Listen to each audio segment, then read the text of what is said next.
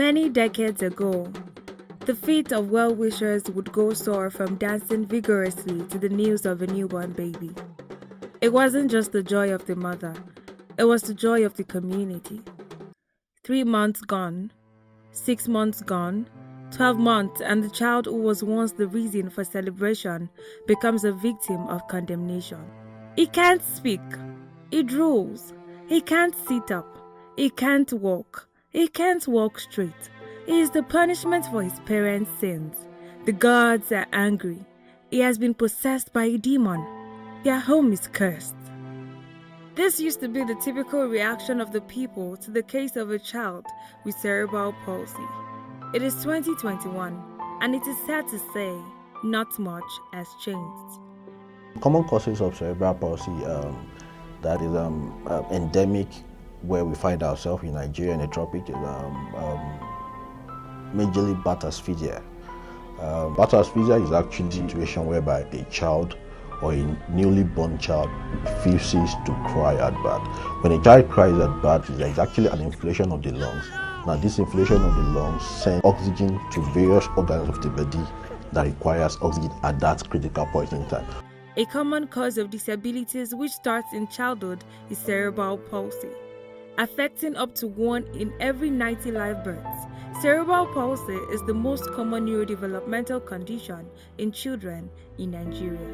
My son is Olajide Kola Kazim, a 19-year-old boy with a cerebral palsy.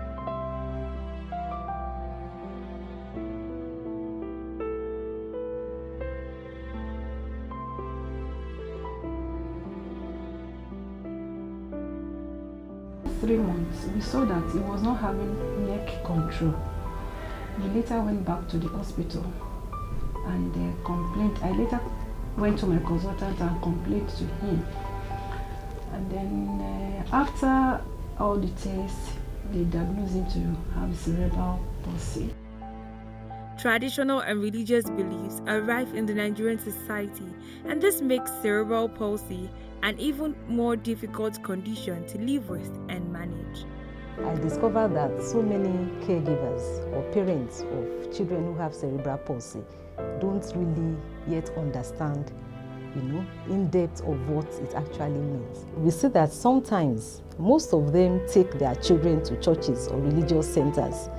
They go to religious homes, they use traditional healers, because they don't appreciate that it is a medical problem. They still feel it's on account of a spiritual problem, that is a spiritual attack. Parents and caregivers often live in denial as they first ignore the early signs and subsequently chalk them up to unseen spiritual warfare. As a human being, I was getting tired. We started visiting, when you have this type of a child, people advise you on so many things.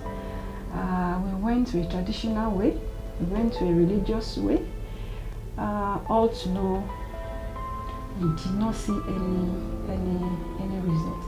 Socially, I am down. I don't too much socialize because I have to concentrate on him. It has not been easy at all. We have been spending and spending and spending, and we are still spending. Affected children face the added burden of discrimination, abuse, poverty, inadequate educational opportunities. Many of the children are being locked up at home. The families are ashamed to come out to say that we have this child who has cerebral palsy. And also the few that have attempted to come out have been stigmatized a lot.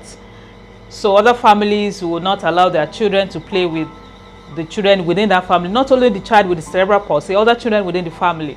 The first place to start is for the public to understand that children who have cerebral palsy are children. There was one time we went to the mall and people started staring at him, and I stared at them too because I don't care. I don't bloody care about whatever anybody says about him. He is a child like them too. I see Olajide as a god to me, and people I've been accepting it that way. He's a lovable person. There is no way you will meet Olajide and you will not fall in love with him.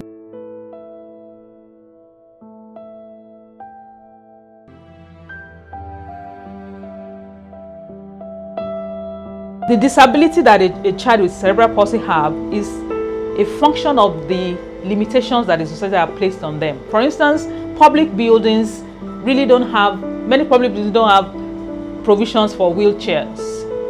They don't have provisions for people with disabilities.